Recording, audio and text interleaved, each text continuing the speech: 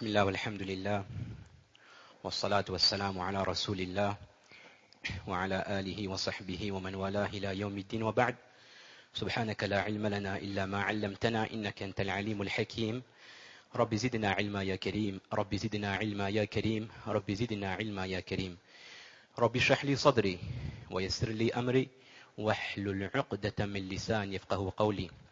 Mes chers frères ici présents, mes chères sœurs qui nous regardent, toutes celles, tous ceux qui nous suivent à La Réunion, dans les DOM, dans les TOM, dans les îles avoisinantes en France métropole.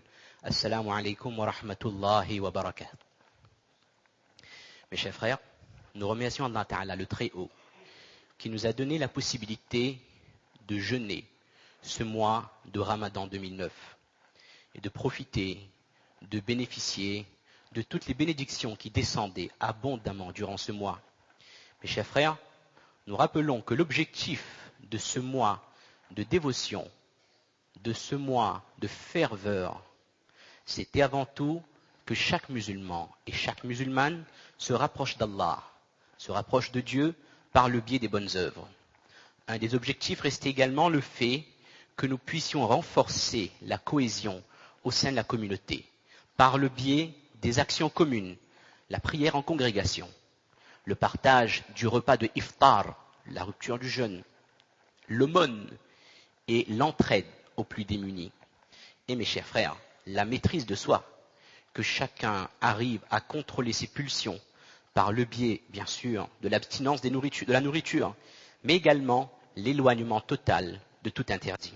Ainsi, après le Ramadan, en ce jour de Eid, notre obéissance et notre soumission à Dieu est devenue totale et nous permet de ressortir de ce Ramadan grandi avec des acquis spirituels et des acquis en termes de comportement. Nous demandons à Allah d'accepter notre Ramadan, d'accepter nos bonnes œuvres, nos invocations, nos doigts, que nos cœurs soient sincères et qu'Allah nous donne les qualités pour être encore plus proches de lui et plus proches des hommes. Mes chers frères, aujourd'hui, lundi 21 septembre 2009, à l'île de la Réunion, c'est le jour de Eid al-Fitr, un jour de fête. On retrouve la famille, on retrouve nos amis, de ce climat de gaieté et de joie. En même temps, on est un peu triste, il faut l'avouer. Le Ramadan est terminé. Toutes les bénédictions, les rahamats qui descendaient sont également terminées. Mais laissez-moi vous annoncer une bonne nouvelle, mes chers frères. Dans un hadith, une narration d'Ibn Abbas, radiyallahu anhuma, il est dit qu'en ce jour précis, chaque Eid, chaque jour de fête, les anges lancent cet appel. Ya ummata Muhammad, ô musulmans de la communauté de Muhammad, ukhruju ila rabbin karim, allez à la rencontre de votre Seigneur, qui est bon et généreux. Yu'til jazil, il donne en quantité. Votre Dieu est généreux. Wa yaghfiru dhanba al-azim, et qui pardonne tous les péchés. Et mes chers frères, Allah répond à ses anges, ô mes anges, je vous prends en témoin que pour les récompenser de leur jeûne, leur abstinence, leur prière, je leur accorde ma grâce et mon pardon. Et Allah s'adresse à chaque musulman. Maintenant, je vous ai pardonné. Mes chers frères, soyons persuadés de la générosité d'Allah. Allah est bon, Dieu est amour, Allah est Rahman, Rahim, Allah est clément, Allah aime ses créatures. Oh Allah, aujourd'hui nous sommes réunis dans ta maison, uniquement pour rechercher votre contentement. Oh Allah, déversez sur chaque personne présente votre bénédiction et votre rahma. Allahu Akbar, la ilaha illallah, Allahu Akbar, walillahi alhamd. Mes chers frères, nous devons remercier Allah de nous avoir accordé cette merveilleuse religion qu'est l'islam. L'islam permet à chaque musulman et chaque musulmane de vivre pleinement sa spiritualité, son rapport avec Allah. Il nous donne également un enseignement complet pour vivre avec toutes les qualités morales nécessaires au sein de la famille, en tant que père, en tant que mère, en tant qu'adolescent, également au sein de la société, en tant que maillon composant, actif et citoyen modèle de cette société.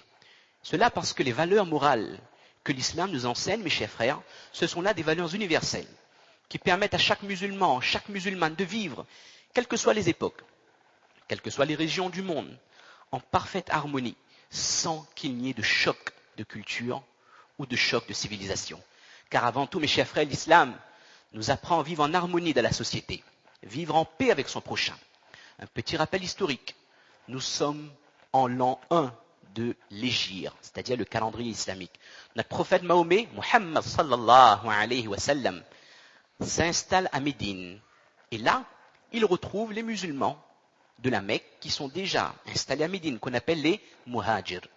Il retrouve les habitants de Médine qui s'appellent les Ansar. Et parmi eux, les Aws, les Khazraj, 2 tribus arabes très connues. Et cohabitent dans ce même lieu 3 tribus de confession juive, les Banu Qaynuqa', Nadir et Quraïda. Et notre prophète va établir un pacte de paix avec ces 3 tribus qui permettra à chacun de vivre en parfaite harmonie avec son prochain. Notre prophète a permis aux juifs et aux musulmans de cohabiter.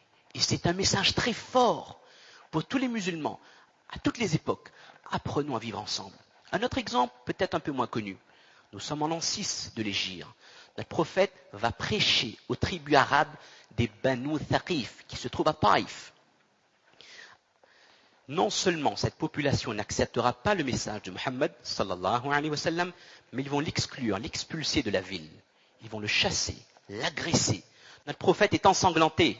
L'ange Gabriel se présente à Mahomet. Ô Muhammad, si tu nous l'ordonnes, nous anéantissons cette population injuste entre les 2 montagnes qu'on appelle Al-Akhshabain. Mes chers frères, le cœur de notre prophète sallallahu alayhi wa sallam est rempli d'amour pour l'humanité. Il n'a pas été envoyé pour semer la mort, mais pour la guider des hommes. Et notre prophète va dire, oh Allah, pardonne à ces gens injustes. Oh Allah, accorde la guidée aux générations futures. Mes chers frères, si chacun parmi nous, musulmans, musulmanes, nous apprenions à vivre en pleine harmonie avec notre prochain, nous apprenions à pardonner, à passer sur l'erreur de l'autre, assurément, nous nous porterions mieux, l'islam serait mieux et toute la société se porterait mieux. Allahu Akbar, la ilaha illallah, Allahu Akbar, wa lillahi alhamd. Et mes chers frères, comment espérer le pardon d'Allah? Comment peut-on souhaiter la clémence de Dieu si nous-mêmes, nous ne faisons pas preuve de compassion envers notre prochain? Mes chers frères, autre point très important, on parlait de cohabitation entre les religions. C'est un motif de fierté pour toute société. C'est également une condition pour que la cité vive des joies tranquilles. À La Réunion, nous avons la chance de voir toutes les grandes religions cohabiter, vivre leur foi dans un espace réduit, qu'ils se partagent dans un respect mutuel. Nous pouvons en être fiers. Un cocorico, on pourrait dire, à la sauce créole. Vraiment, à La Réunion, nous avons un acquis que nous devons protéger, préserver, mais surtout transmettre aux futures générations. Parce que, mes chers frères, cette ouverture d'esprit, cette tolérance, l'acceptation de l'autre avec ses différences, c'est une qualité que chaque Réunionnais, chaque Réunionnaise a toujours eue dans son cœur depuis les premiers jours de l'islam. Et mes chers frères, la relation entre musulmans et chrétiens a toujours été très forte. Une petite anecdote. Nous sommes sous l'empire omeyyade. Une délégation chrétienne de Damas va voir le calife Omar bin Abdelaziz. Omar, les musulmans de Damas, dirigés par ton ministre Al-Wali bin Abdelmalik, a détruit notre église.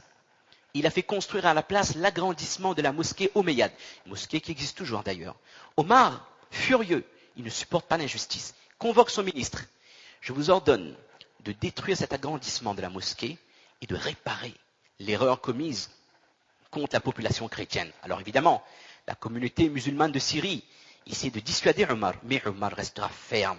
Mes chers frères, retenons, il n'y a pas de foi possible, il n'y a pas de relation sincère possible avec Allah, avec Dieu, si on ne respecte pas nos prochains. Et quand on parle de respect, de pardon, de cohabitation, d'amour, mes chers frères, il n'y a pas de distinction entre ceux qui partagent votre foi et ceux qui ne partagent pas votre foi. Nous restons des hommes avec nos qualités et nos défauts. Et Allah, il connaît nos défauts.